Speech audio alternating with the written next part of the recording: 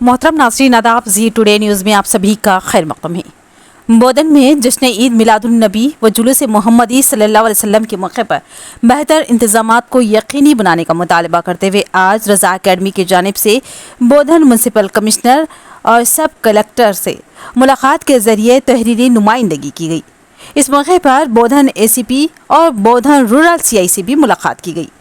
इस मौके पर MIM काउंसलर अलीम रज़ा ने म्यूनसिपल कमिश्नर से बताया कि हर साल की तरह इस साल भी 21 सितंबर से बोधन में जलसा मिलादुन्नबी सल्लल्लाहु अलैहि वसल्लम का आगाज़ हो चुका है और 16 सितंबर को जश्न ईद मिलादुन्नबी सल्लल्लाहु अलैहि वसल्लम जुलूस मोहम्मदी निकाला जाएगा। जुलूस मोहम्मदी के गुजरने वाले तमाम रास्तों पर साफ़ सफाई के नज़्म, बरक़ी की सरबराही, सड़कों की मरम्मत, पानी व दीगर इंतजामात को यकीनी बनाया जाए ताकि जुलूस मोहम्मदी सल्लल्लाहु अलैहि वसल्लम में शिरकत करने वाले अवाम को किसी किस्म की परेशानी ना हो।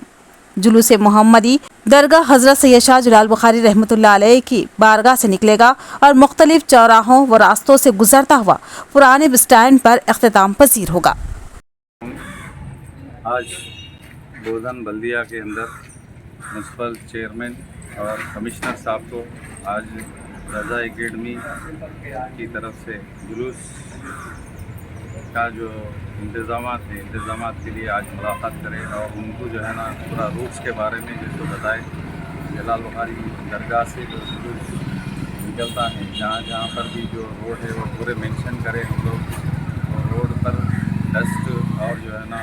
पैचेस का काम और मरम के लिए जो है ना हम लोग आज यहाँ पर आके नुमाइंदगी करें जुलूस कमेटी के साथ। और मैं कमिश्नर साहब का और जैसे चेयरमैन साहब का शुक्रिया अदा करता हूँ कि उन्होंने हमको तयक़ुन दिया कि जो रास्ते से भी जुलूस ज़्यादा वो रास्ते पे हम लोग जो है ना पूरा साफ़ सफाई का इंतज़ाम